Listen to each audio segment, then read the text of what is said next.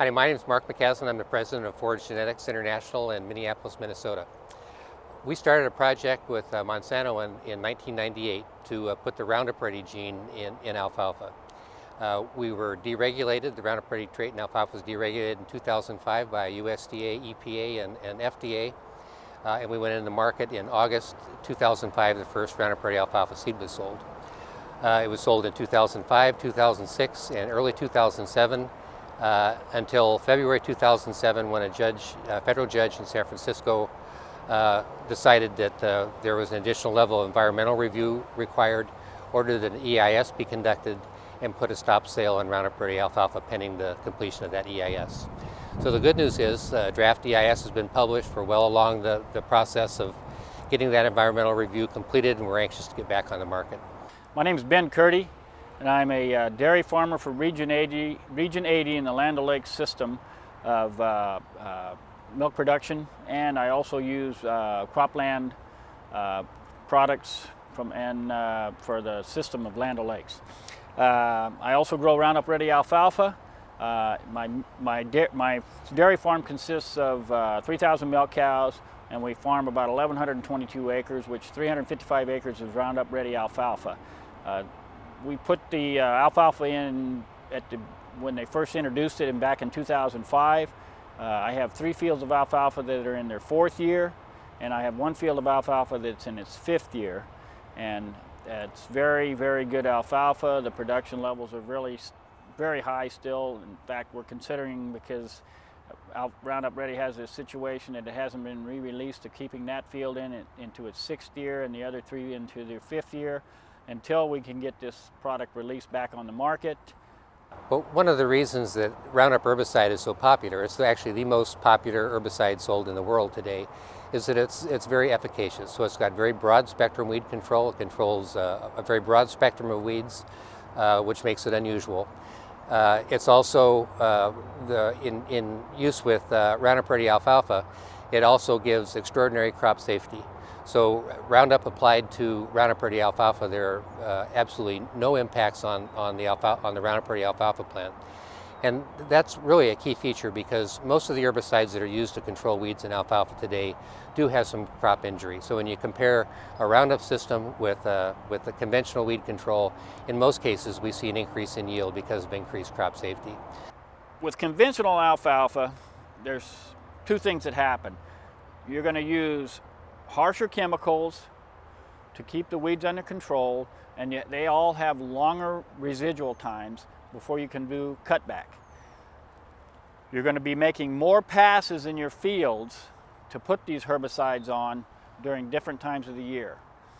With Roundup Ready, you're using glyphosate, or Roundup as a trade name, but glyphosate as a general name.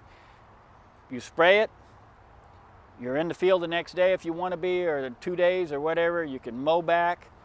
If you're spraying a pesticide, for example, let's say you have a lygus or an aphid situation in your field, you can put the glyphosate in the pesticide at the same time, and one application does 2 things, a herbicide and pesticide at one time. So you're lowering your carbon footprint. It's just a lot more environmentally safe, and a lot less carbon being transferred from mechanization out in the field. So the combination of better weed control, better crop safety, result almost always to growers in increased yield and increased quality. In fact, we did a survey of growers in 2008 on asking about their experiences with Roundup Ready alfalfa during the succeeding 2 to 3 years that they had grown Roundup Ready alfalfa, and asked about a comparison of their Roundup Ready experience compared to conventional alfalfa on their same farm. And on average, across the whole country, growers reported an increase in income of $125 per acre. So that's a benefit of yield of the Roundup Ready system versus conventional. The first cuttings of the alfalfa, for the first years, you're probably going to do 1.5 ton and a quarter acre in our area. But we're still staying at 1.10 tons and 1.25 tons, and we're in our 5th and 6th years on some of this alfalfa. So the actual value to us is even higher, especially the quality side. When you have grasses or weeds introduced into alfalfa, that's what costs you A, your stand, and B, your value of your feed, the relative value of the feed, because it's got weeds in it. Weeds have no feed value. Alfalfa has the feed value. Well, if you can keep them out and keep your productivity there, then it even creates even higher value for you. So the alfalfa hay that's produced in the United States goes to one of three markets, really. The largest by far, about 95% of the total, is the domestic hay market. So that's hay that's produced and fed in the United States, primarily to dairy and beef cattle, but to some other animal species as well. The second largest market would be export, hay that's produced in the United States and exported. Japan is our largest export market, but along the eastern rim, other countries as well. That's about 4 or 5% of the market, and less than 1% of the market today is organic alfalfa that's fed to cows for organic milk production. So all of those markets are important. Some of those markets are more or less sensitive to GMO traits, and we recognize that. So the question comes up sometimes, does the introduction of Roundup Ready Alfalfa jeopardize some of those other markets, export market, organic market, et cetera? So I think the simple answer to that is no.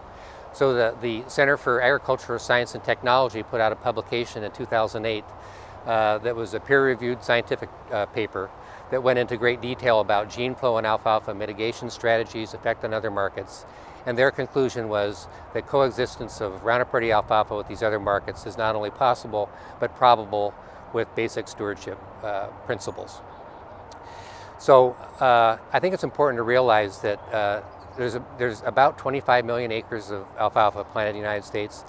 Greater than 99% of that is alfalfa that's produced for hay. We have many growers in our area that have Roundup Ready alfalfa and conventional alfalfa, and we don't see any situation where there's any crossover or anything like that. Our practices are to cut it 28-30 days, and that's where we cut it. It barely goes even into flower when we start cutting this hay, and the same thing goes for the conventional guys. So if you got Roundup Ready next to conventional, it takes even 60 days, and everybody's mowing their hay at 28 to 32 days anyway. So the chances of this happening are so remote. So again, you have to remember alfalfa is a forage crop. It's harvested as a forage, not as a grain crop. It does not normally go to seed. So in 99% of the acres, the probability of gene flow from one hayfield to another is virtually nil. So that's the report of the CAST publication and the scientists that conducted that research. I think it's also important to realize that when Judge Breyer put an injunction on future sale of Roundup Ready alfalfa in 2007, he allowed existing acres of alfalfa hay and seed production to stay in. So there are roughly 250,000 acres of alfalfa hay production that were in when the injunction was placed. Many of those are still in today. Over the 3-year period, over those 250,000 acres, there has never been one incidence or report of gene flow from one hayfield to another. It just doesn't happen. So gene flow does happen in alfalfa seed production. It happens in conventional seed production, it happens in GMO seed production, and we know how we can manage it, primarily by mandating the separation distance or the isolation distance from one field to another. So there's a myriad of scientific studies that have been conducted to tell us how much isolation is required to manage gene flow in alfalfa seed production. Those are reported in detail in the CAST publication I talked about earlier, and are embodied in the National Alfalfa and Forage Alliance, NAFA, best practices for Roundup Ready alfalfa. So those best practices have been adopted by the industry and are the rule for Roundup Ready seed production going forward. So the fact is, the industry has worked very hard to develop stewardship programs that ensure coexistence. We work with third parties like state seed certifying agencies, with NAFA I talked about. Coexistence is possible, it is working, and the industry remains committed to making this work. So this is also a big deal for, not just for alfalfa producers, but for American farmers, and I think the general public as well. If you look at population projections on a global basis, the forecast is we're going to need to double food production in the next 20 years to feed the world's population. We're not going to do that by doubling land. The most suitable land for agriculture is already in agricultural production. We're going to get there by increasing yields. Doubling yields in 20 years is going to be a challenge. And the only way we're going to get there is by increasing yields. A cornerstone of that is going to be by using technology. We need to be more efficient at producing more food on fewer acres. I think that's a fact. So I think related to that is the issue about how do we keep U.S. farmers competitive. We don't have the cheapest land in the world. We don't have the cheapest labor in the world. What's kept American farmers competitive to date is they've been very efficient at producing very high yields. And again, a cornerstone of that has been technology. So I think in closing, this is about giving farmers the right to use safe, beneficial technology to increase profitability on their farms.